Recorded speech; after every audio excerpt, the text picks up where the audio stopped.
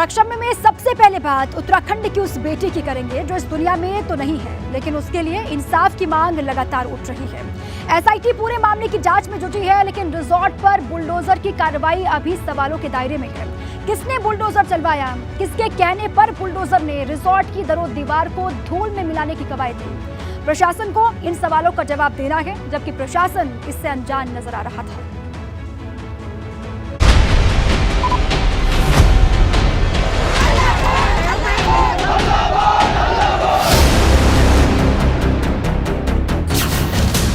उत्तराखंड की बेटी को चाहिए इंसाफ।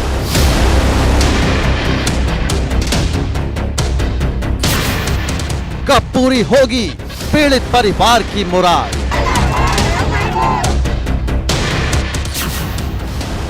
आरोपियों को कड़ी सजा मिले, इसका है इंतजार।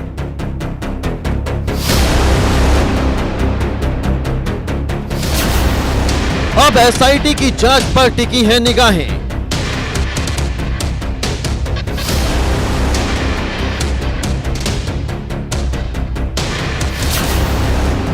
वनंतरा रिजॉर्ट पर सबूतों की होगी पड़ताल।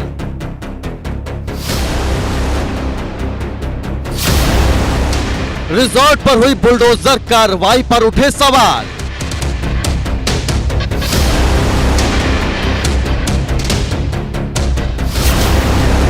प्रशासन को खबर नहीं लगी, बुलडोजर चल गया।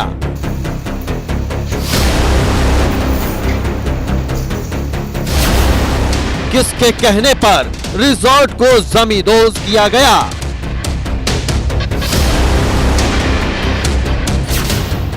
बुलडोजर की कार्रवाई यमकेश्वर विधायक ने करवाई।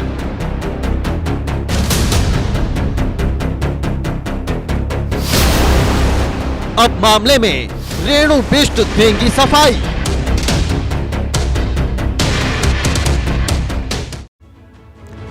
उत्तराखंड की बेटी की हत्या के मामले में देवभूमि में उबाल आ गया।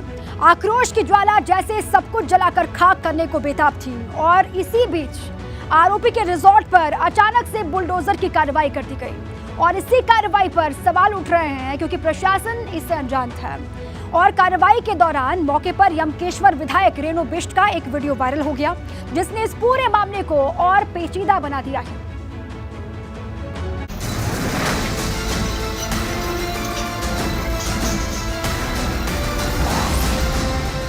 ये तस्वीरें उस रात की हैं जब बेटी की हत्या के आरोपी और इस वनंतरा रिजॉर्ट के मालिक पुल के तार के पाप गृह को बुलडोजर की मदद से गिराया गया। इसकी एक एक दीवार को पीला पंजा जमींदोज करने में जुटा था। मौके पर लोगों का मजमा लगा हुआ था और बिना रुके इसकी दरो दीवार को धूल में मिलाने के लिए बुलडोजर चले जा रहा था।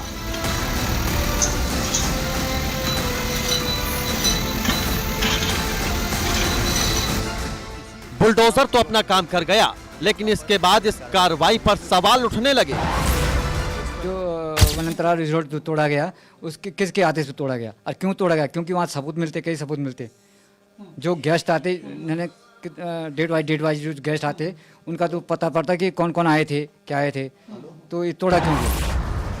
वहीं हत्याकांड को लेकर गुस्साए स्थानीय लोगों ने भी रिजॉर्ट में तोड़फोड़ की थी, जिसके बाद अब कहा यह जा रहा है कि किसी अज्ञात ने उस कमरे में भी तोड़फोड़ की जिसमें बिटिया रह रही थी। ऐसे में सबूतों को इकट्ठा करने में एसआईटी को दिक्कतों का सामना करना पड़ सकता है। रिजॉर्ट पर बुलडोजर किसके कहने पर चला, ये एक बड़ा सवाल बना हुआ था, क्योंकि खुद प्रशासन को भी इसकी जानकारी नहीं थी कि बुलडोजर की कार्रवाई किसके कहने पर हुई। बुलडोजर किसने भेजने का जांच अधिकारी नामित किया गया है। जांच अधिकारी इस पूरे प्रकरण को देख रहा है। इसमें विभिन्न संस्थाएं इसमें शामिल हो सकती हैं। हम उसका जांच कर रहे हैं और उस पर क्या क्या अनियमितताएं पाई गई उसकी भी जांच कर रहे हैं। अभी प्रकरण क्योंकि हमारे जांच के दौरान है, भेजा या जांच करेंगे आप? इसके जांच का विषय हुआ और जांच के विषय को हम इस तरीके से जब तक जांच पूरी ना हो हम उसका खुलासा नहीं कर पाएंगे, और जो भी बात सामने निकल के आएगी उसको पब्लिक डोमेन में रखा जाएगा। पुलिस ने इस कार्रवाई के बाद रिजॉर्ट को सील कर दिया।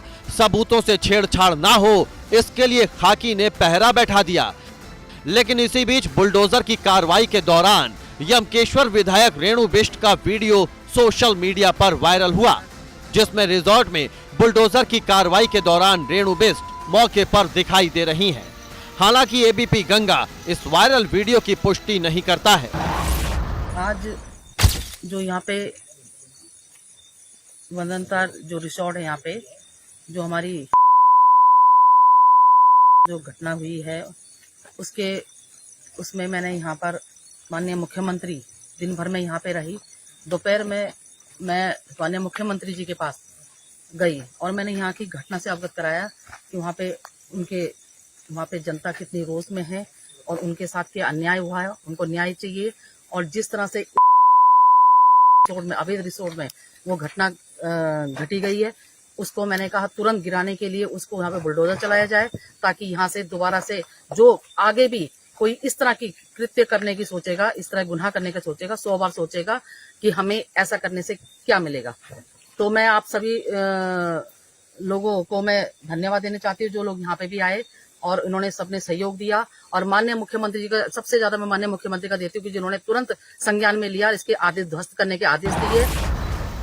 अब इस वीडियो के सामने आने के बाद सवाल उठ रहे हैं कि क्या रेणु बिष्ट खुद बुलडोजर लेकर पहुंची और रिजॉर्ट को नेस्तनाबूद करवा दिया, वो भी बिना प्रशासन को जानकारी दिए।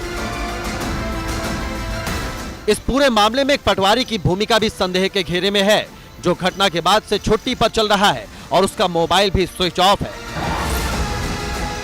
स्थानीय लोग उस पटवारी पर आरोपियों के साथ मिली भगत का आरोप लगा रहे हैं।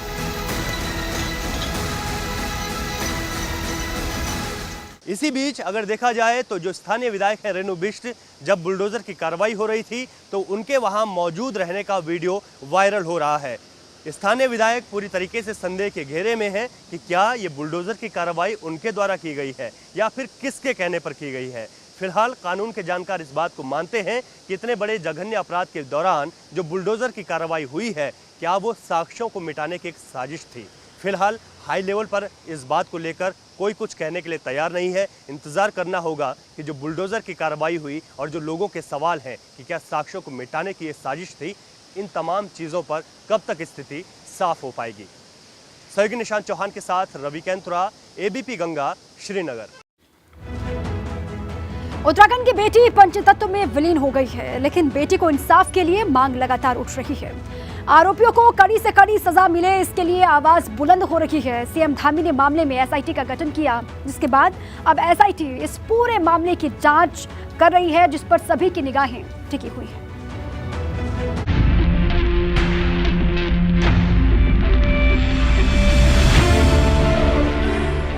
उत्तराखंड की बेटी चली गई। श्रीनगर के एनआईटी घाट पर बेटी को नम आंखों से विदाई दी गई, लेकिन बेटी को इंसाफ की मांग लगातार उठ रही है।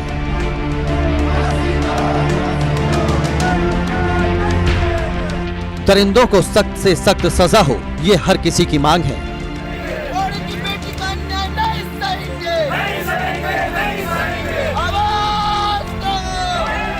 ऐसे में बिटिया की हत्या के मामले में एसआईटी को गठित किया गया है, जो मामले की विस्तृत जांच करेगी। एसआईटी के हवाले हत्याकांड की जांच। वनंतरा रिजॉर्ट पर सबूत खंगालेगी एसआईटी।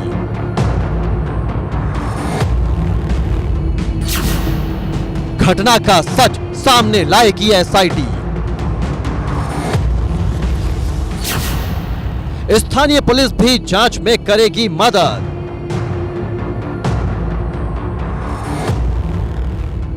अब आपको एक बार सिलसिलेवार तरीके से बता देते हैं कि बेटी के लापता होने से लेकर अब तक इस मामले में क्या क्या हुआ। 18 सितंबर को उत्तराखंड की बेटी संदिग्ध हालत में लापता हो गई। 19 सितंबर को पिता ने गुमशुदगी की रिपोर्ट दर्ज कराई। सोशल मीडिया पर तलाश के लिए कैंपेन शुरू किया गया। 23 सितंबर को ऋषिकेश मर्डर केस में 3 आरोपी गिरफ्तार हुए। तीनों को 14 दिन की न्यायिक हिरासत में भेजा गया। आरोपियों के रिजॉर्ट पर देर रात बुलडोजर चला दिया गया। 24 सितंबर को बेटी का चीला शक्ति नहर से शव मिला। ऋषिकेश एम्स में बेटी के शव का पोस्टमार्टम किया गया और शव को श्रीनगर ले जाया गया। वहीं इस मामले में जांच के लिए एसआईटी का गठन किया गया। 25 सितंबर को श्रीनगर में मोर्चरी के बाहर लोग जुटे। बेटी को इंसाफ के लिए उग्र प्रदर्शन किया गया। सुरक्षा के बीच बेटी का अंतिम संस्कार हुआ। अब बेटी की हत्या के मामले में एसआईटी की जांच पर निगाहें टिकी हैं। आरोपियों के रिजॉर्ट को सील कर दिया गया है और वहां किसी तरह से सबूतों से कोई छेड़खानी ना हो, इसका ख्याल रखा जा रहा है। हालांकि पुलिस का दावा है कि उसने कई सबूतों को अपने कब्जे में ले लिया है।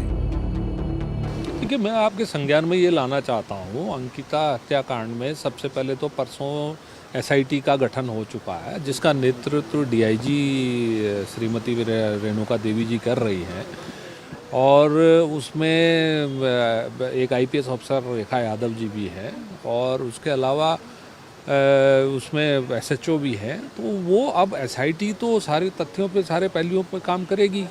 हमारे से जो उनको ज़रूरत होगी, जो भी मदद की ज़रूरत होगी, वो हम मदद करेंगे। अधिकारियों की माने तो फास्ट ट्रैक कोर्ट में मामले की पैरवी हो, इसको लेकर आगे की कार्रवाई की जा रही है, लेकिन पोस्टमार्टम की डिटेल रिपोर्ट आने में वक्त लग सकता है।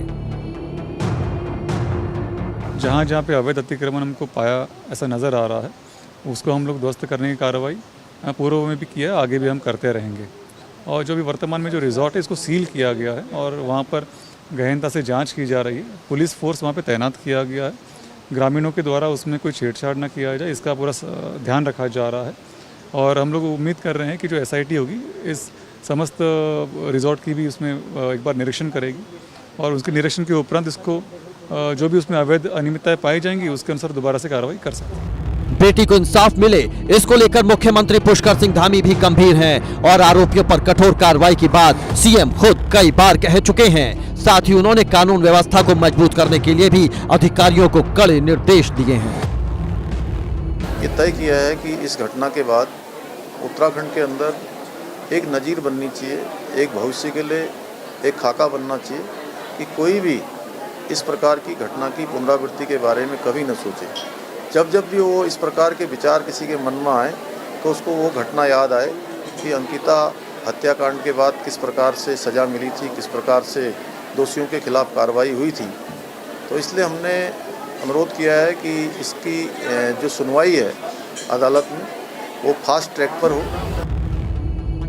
वहीं उत्तराखंड के पूर्व मुख्यमंत्री ने मृतक के गांव जाकर पीड़ित परिवार से मुलाकात की और अपनी संवेदनाएं जाहिर की। मृतक के परिजनों ने फिर बेटी को इंसाफ के तौर पर आरोपियों के लिए फांसी की मांग की है।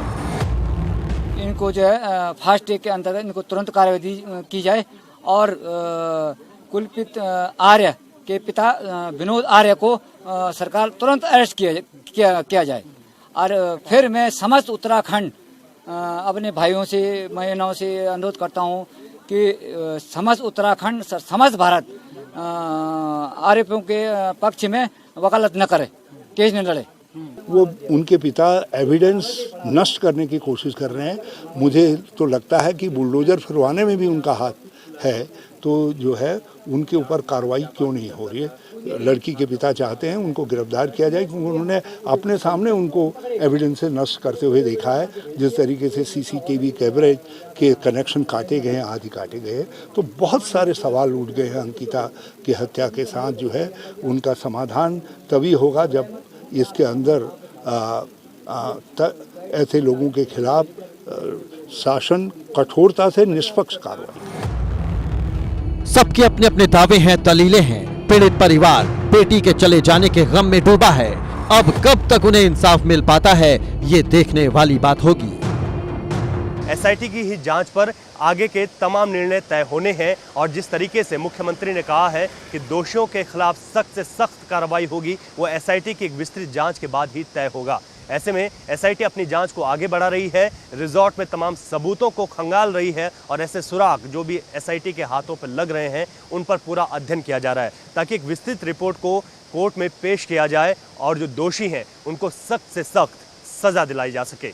सहयोगी निशांत चौहान के साथ रवि कैंथुरा, एबीपी गंगा, श्रीनगर। अब बात अमरोहा में एक दरोगा का वीडियो वायरल हुआ केस की करते हैं, जिसमें दरोगा ने गालियों की बौछार के साथ एक शख्स की पिटाई कर दी। मामला अतरासी चौराहे का है। थाना नौगावा सादात में तैनात दरोगा कृपाल सिंह रविवार रात में एक ठेले पर पहुंचा और इस दौरान लाल टी शर्ट वाला ये शख्स यहाँ पहले से खड़ा था, जिसके बारे में बताया जा रहा है कि वो एक महिला सिपाही का पति है और बस यहीं पर किसी बात को लेकर उसका दरोगा से विवाद हुआ, जिसके बाद उसने 112 पर फोन करके पुलिस को बुला लिया और जब 112 पुलिस शख्स से पूछताछ कर रही थी, इसी बीच दरोगा कृपाल सिंह को गुस्सा आ गया और उन्होंने इसे पीटना शुरू कर दिया। ये वीडियो लगातार वायरल हुआ और उसके बाद अब एक्शन लिया गया है, दरोगा को सस्पेंड कर दिया गया।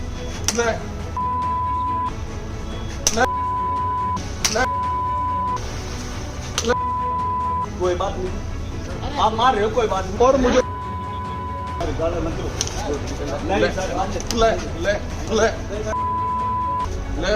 ले और बता ले। बात उस दुर्दांत अपराधी विकास दुबे की जो 10 जुलाई 2020 को पुलिस एनकाउंटर में मारा गया, लेकिन पुलिस का एक्शन अभी भी लगातार जारी है। अब लखनऊ में पुलिस ने विकास दुबे के भाई दीप प्रकाश का मकान सील कर दिया है। लखनऊ के इंद्रलोक कॉलोनी में कृष्णानगर पुलिस की टीम और कानपुर की चौबेपुर पुलिस की मौजूदगी में सील करने की कार्रवाई की गई और मकान की कीमत 1 करोड़ 20 लाख रुपए बताई जा रही है। विकास दुबे के भाई पर पुलिस का शिकंजा, कार्रवाई हुई है और कार्रवाई जब हुई उसी वक्त की तस्वीर आपको हम दिखा रहे हैं। दीप प्रकाश के मकान को पुलिस ने सील किया। डीएम कानपुर के आदेश पर यह कार्रवाई हुई है। विकास दुबे के भाई पर शिकंजा पुलिस का, कृष्णानगर और चौबेपुर पुलिस यहां पर पहुंची और फिर हुई सीलिंग वाली कार्रवाई।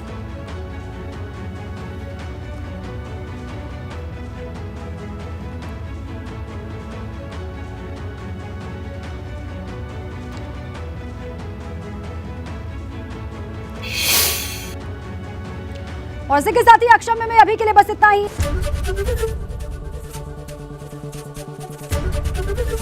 एबीपी गंगा, खबर आपकी, जुबान आपकी।